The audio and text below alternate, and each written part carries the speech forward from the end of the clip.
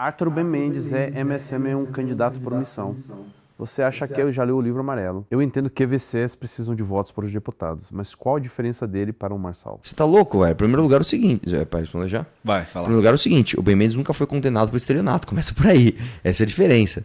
Segunda coisa, o Ben Mendes não vende curso picareta para um monte de pobre iludido e lá comprar, achar que vai prosperar, vai ficar rico. O Ben Mendes é o completamente oposto, cara. O Ben Mendes pega uma pessoa que teve um contrato desrespeitado com o prestador de serviço e ele publiciza isso. No fim do dia é isso. Você pode ter divergências em relação à forma como ele comunica. Eu, pessoalmente, não gosto. Eu não gosto de pessoas de terno falando, estou aqui com o cidadão. Não é a linguagem que eu gosto. Né? O Ben Mendes fala coisas que eu não gosto do Ben Mendes, por exemplo, porque o povo, eu odeio gente que fala o povo. Eu não gosto disso.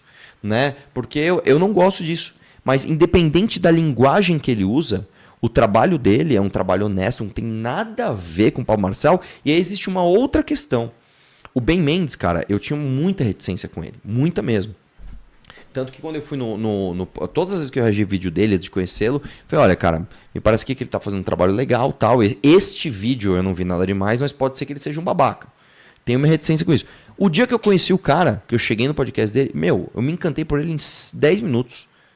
Porque eu vou dar um exemplo pra você. Quando eu conheci o Dória, por exemplo, foi a sensação oposta, cara. A minha sensação é que eu estava conversando com um robô.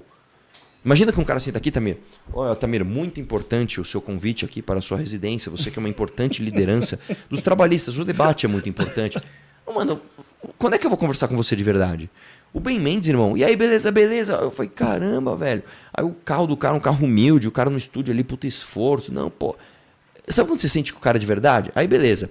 Trouxemos ele pro time. Mano, o cara é muito time. Não é que ele entrou meia boca, milindrado.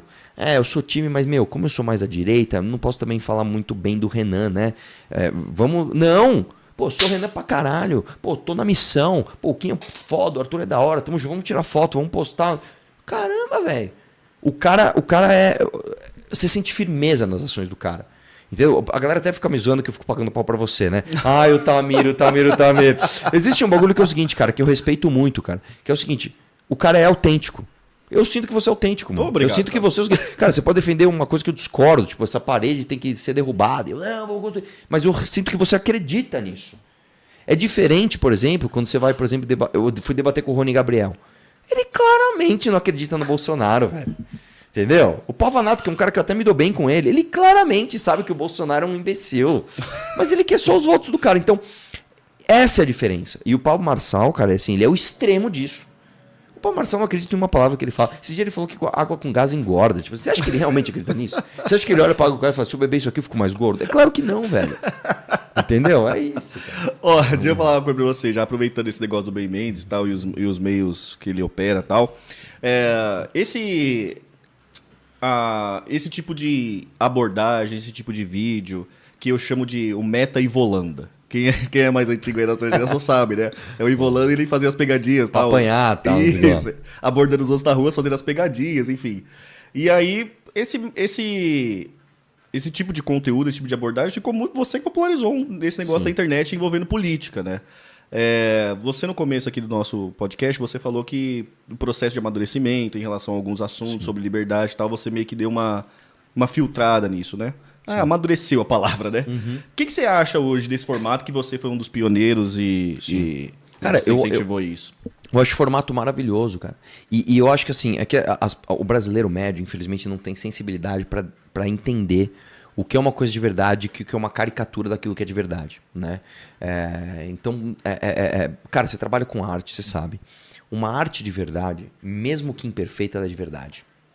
E a caricatura daquilo é só caricatura, é só zoado, é só uma coisa fake, é zoado. O lance é o seguinte, se você pega os meus vídeos de 2016, são vídeos longos, cara. Tem vídeo meu de 28, 29 minutos. Eu conto uma história no meu vídeo. O vídeo ele progride. Eu divido a minha interação por temas. Então eu vou falar de FGTS, vou falar de 13º, vou falar de impeachment da Dilma. Os temas estão divididos e eu tenho uma mensagem clara para passar. Não é o show pelo show. É o show a serviço de uma causa. Por exemplo, quando eu chamei lá os caras, eu nem chamei pra porrada, né? Mas quando eu falei, então vem então, e os caras vieram, eu levantei a mão, pô, aqueles caras, qual foi o resultado daquilo? Nós passamos uma reforma da Previdência estadual que precisava passar. Quando eu peguei o papel lá e gritei lá, você recebeu tanto, eu travei pela primeira vez na história do Brasil o aumento do salário dos fiscais de renda. Então, o show serviu a uma causa. Os meus vídeos é a mesma coisa. Muita gente falava, cara, eu tava invadindo escola, Arthur, contra a PEC do teto, por exemplo. E depois eu entendi que eu estava sendo manipulado por um sindicato de professores, por exemplo. Independente de concordar ou discordar da pauta, os alunos não sabiam o que estavam fazendo. Eles eram massa de manobra. Massa de manobra. Então, o método é muito claro. Isso se derivou e se tornou uma caricatura que é o seguinte, a gente até brinca. Um dos caras nossos que a gente expulsou. E um dos motivos era esse também. Ele ia na rua. Teve um que era foda, mano. O cara tava com a camiseta da Veneza, de Veneza. Aí ele, Veneza pra você, Venezuela. Não, Venezuela pro povo, né? Você é comunista. Não, cara, você não pode só ir pra rua e xingar um cara de comunista. Você tem que... Traga o elemento. Qual é a causa que você tá... O que você tá trazendo? Então, eu acho o seguinte, cara. O método, ele funciona e ele... Eu sou a favor da exposição ridícula. Eu sou a favor do show. Eu sou a favor do conflito. Eu sou a favor de aventuras físicas. Sair correndo, invadir invasão. Eu adoro isso. Desde que eles estejam a serviço de uma causa. Não pode ser o show pelo show. Então, por exemplo, vamos pegar, por exemplo, o Charlie Kirk. Eu, pessoalmente, acho esse cara um meio babacão. Eu conheço pouco do Charlie Kirk, mas as poucas coisas que eu vi eu não gostava dele. Só que, mano, o cara fazia uma coisa incrível. Ele montava uma barraca em universidade e falava assim, cara, eu tô te dando um microfone e um canal de milhões pra você dar a tua versão e você pode me filmar. Que coisa mais honesta que isso? O change que o Guto faz. Ele senta na Paulista, cruza a perninha, assim, vem aí e se você quiser me filmar, filme. Isso é coisa mais... Ele é um deputado eleito, velho. Ele se coloca na Paulista para debater diretamente com quem discorda dele, com cartaz do que ele tá dizendo, e você pode ir lá e produzir um conteúdo. Isso é do caralho. Entendeu? É completamente diferente de você... Até zoando o Ivo Holanda, né? O Ivo Holanda, ele fazia o quê? O objetivo da interação toda era ele tomar porrada e as pessoas darem risada. Ele não estava defendendo causa nenhuma. Então, beleza, ele estava por um entretenimento. Então, se você está fazendo a coisa por entretenimento, não disfarce com pauta. Você está fazendo a coisa por pauta? Não, peraí. Eu estou fazendo isso aqui a serviço de uma pauta. Eu acho maravilhoso. Eu faria... É que eu sou muito conhecido hoje, mas eu faria tudo de novo. Se eu fosse anônimo, eu faria os meus vídeos de novo, todos iguais. Eu entendo. Eu tenho uma visão sobre o Meta Ivo Holanda, que eu chamo, que é... Eu não vejo problema empírico nele, né? Só que eu acho que às vezes se perde uma questão da noção do... Você começar a inflamar situações que já podem sair do controle e... acabar descambando para violência ou tragédias, né? Você não entende isso como uma forma a ser ponderada? Por exemplo, que existem situações em muito estresse, situações de muita confusão, onde esse tipo de atitude ele pode descambar para uma tragédia. Sim. E aí, dentro do nível de tragédia, pouco importa quem está certo e quem está errado. Sim, né? sim. Existe um compromisso social de todos... Sim. Que vá controlar situações que podem descambar em tragédia. Por isso que eu nunca juntei turma. A coisa que eu mais ouvia quando eu fazia meus vídeos é: meu irmão, chama que eu vou na próxima. Eu nunca chamei. No máximo eu chamava meu irmão ou algum amigo que eu conhecia. Vou num lugar mais perigoso. Se der merda, lembra de puxar a minha câmera. Salva a bendita câmera. Salva o conteúdo da câmera. Fechou, fechou. Então eu sozinho. 90% dos meus vídeos sou eu sozinho. Sei lá, 5% dos meus vídeos eu e mais um. E 5% dos meus vídeos eu e mais 2. E nunca, ninguém do meu lado enfiou a porrada em ninguém. Zero. É sempre o seguinte, se der merda, você me ajuda a fugir. Eu nunca juntei turma. Vamos juntar uma turma de 50 e vamos lá na USP. Aí não, porque aí você perde o controle. Aí você vai ser o agente causador da violência para outro. Aí é diferente. Só que você vai falar assim, Arthur, você já passou do ponto? Já várias vezes. O dia mais perigoso foi o dia que eu quase tomei um tiro quando eu invadi uma invasão do MST no Mato Grosso. Aquele dia lá também, com o boca aberta, lá também vocês passaram perigo. Aqueles caras que bateu em você estavam armados. Ali não ia dar nada. Ali não ia dar nada porque é o seguinte, cara, ali eram 2 ou 3 capangas. A gente sabe mas que o boca aberta... armado. Mas a gente tava filmando tudo, cara. E os caras não eram loucos de dar um tiro na gente e o boca aberta já tava por um fio na justiça. Tomamos o risco. Mas o risco foi nosso. O máximo aconteceu coisa com a gente. Agora, o dia do MST, realmente, eu invadi a invasão, o cara soltou fogos e o cara com a arma pra cima. E eu tomei tiro. Não pegou, mas pegou no carro que a gente tava. Pegou um de raspão. A gente deixou uma Hilux. A gente alugou uma Hilux. A gente deixou as 4 portas abertas, ele de ré, com o carro já ligado. Se der merda, a gente vai ter que correr pro carro, beleza. E na hora que deu merda, um dos tiros raspou a lataria da porta, né, que tava aberta ali.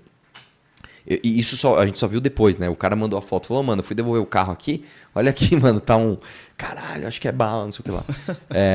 Esse dia eu passei do ponto. Eu falei, cara, aqui eu quase morri por uma coisa que não... Então vamos estabelecer a linha. Se tem arma, não vamos fazer mais? Vamos. Mas eu acho do cara fazer isso porque publiciza o outro lado. Vou dar um exemplo que já aconteceu. Uma vez invadiram lá, o Olga Benário invadiu um prédio de um senhor de 80 anos em São Caetano. Nós fizemos lá, tal, arriscamos, apanha. Toda essa história que você já sabe. Cara, deu, sei lá, 3 meses, acho. Ele conseguiu a reintegração de posse. A polícia não queria cumprir. A gente foi lá de novo. Aí cumpriram e ele recuperou o prédio. Pô, da hora. Fizemos acontecer. Né? Então, o próprio Boca Aberta. Caçamos ele, o filho dele e a esposa dele. A família inteira está caçada. Eu tenho certeza absoluta que o meu vídeo e as nossas denúncias fizeram essa diferença. Esse caso eu tava vendo esses dias na live, eu não vi tudo, mas... Aliás, eu vi a parte do Ben Mendes, eu vi as outras partes também. Você não acha que faltou um pouco desse filtro de contenção de danos? Porque Qual? O do caso do Ben Mendes agora com a moça. Desculpa, mas que você sabe que no caso do Ben Mendes ele não foi gravar conteúdo, né? Sei. Ele foi buscar um piso, cara. Foi uma questão de o funcionário dele tem ele sentou lá e a mulher, tanto que o vídeo começa meio do meio. Ele já tá sentado aqui.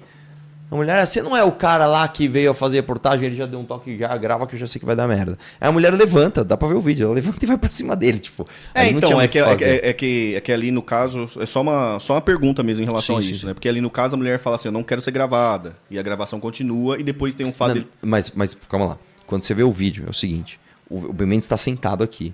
Fala, pô, mas ele... dessa parte que eu vi. A moça aí ela fala, você não... esse rapaz veio aqui há 1 ano e meio atrás fazer uma reportagem. E aí ele já falou, vai dar merda. Já grava. E aí posso falar, ele tá certo.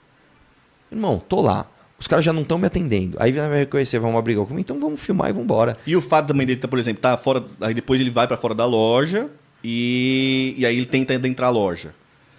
Isso também não é uma... Eu fico pensando assim, Arthur, porque vou tentar elaborar aqui com você. Não precisa ter filtro, cara. Solta que eu tô tentando elaborar pra gente conseguir claras as ideias. O que eu entendo ali dessa questão de risco, né? Eles ali, 2 homens, são os mais fortes da situação. A mulher tá claramente descontrolada, né? Numa situação ali. E aí, esse ímpeto de continuar filmando a mulher, continuar adentrando a loja, independente de discutir se está certo, quem está errado, se a mulher não entregou o piso, coisa do tipo. Isso não é uma situação que está claramente numa iminência de violência ou iminência de coisa e tal. E você sendo mais forte, você sendo a pessoa que está sobre o poder ali da coisa, você não ter esse tato de falar assim, ó, vamos manter essa situação, vamos esperar a polícia, vamos entrar na justiça para recuperar os pisos. Você não ter essa ou maturidade, ou disciplina, ou, enfim, compromisso com o bem-estar ali. Você não acha isso um problema? Não. É que eu não vejo o problema ali. Eu vou te explicar por quê. Primeiro é o seguinte, se você falar o seguinte, porra, você tá prestes a perder a cabeça e fazer uma merda. Aí beleza, então você sai fora. Eu vou dar um exemplo. Vamos supor que ele tivesse armado. Ele é um policial. Vamos supor que ele tivesse por algum motivo uma autorização para ter uma arma. Então não é que ele estaria com uma arma ilegal. Aí sim. Porque você tá com uma arma, se a pessoa vê e se alguém puxa a tua arma, e se você se vê num momento que você vai ter que usar a arma, aí você vai matar alguém, pô, então sai fora e evita confusão, beleza. Agora é o seguinte, você mesmo disse, se eu sou um homem, eu sou mais forte, essa mulher não vai conseguir me bater, entendo, só se ela me pegar de surpresa, pegar um objeto lá e dar na minha cabeça. Mas estou assumindo esse risco para com a minha saúde, a minha integridade física. Eu sei que eu não vou bater nela. E eu vou usar isso para mostrar como as pessoas estão fazendo errado, vou usar isso para minha pauta, beleza. Eu acho que isso tem, ao contrário, né? Eu acho que isso tem que ser feito para desestimular esse tipo de comportamento, porque quantas e quantas pessoas não sofrem isso? E eu não estou falando, que grande sofrimento, você vai numa loja e não pega um piso, não é isso. Mas não sofrem as injustiças de estarem sob a tutela de uma pessoa descontrolada e não tem voz. Então, quando as pessoas começam a ver isso começa a servir até de bom exemplo para, mano, não seja igual essa mulher. Não perca a calma. E uma coisa que eu sempre falo é o seguinte, cara. Parte do que... Muitas vezes no Brasil, as pessoas associam ser homem com a defesa da honra. Então, eu sou homem, ninguém pode me xingar. Se me xingar, eu tenho que matar, fazer alguma coisa. Né? Se alguém, sei lá, se minha mulher me trair, eu perdi minha honra, então eu tenho que matar minha mulher. Muita gente acha que ser homem é isso. E eu falo sempre o seguinte, ser homem é nunca virar a mesa. Irmão, tô putaço, tô louco pra atacar o foda-se, seja porque eu tô estressado, seja porque alguém tá me irritando, eu nunca vou virar a mesa e falar foda-se. Eu vou sempre tomar a atitude que tem que ser tomada. Naquele caso, o Ben Mendes fez exatamente isso.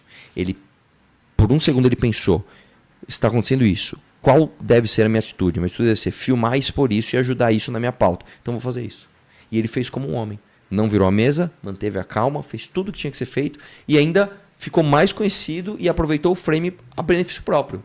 Tá certo ele. E a questão do... essa espécie de... eu chamo de...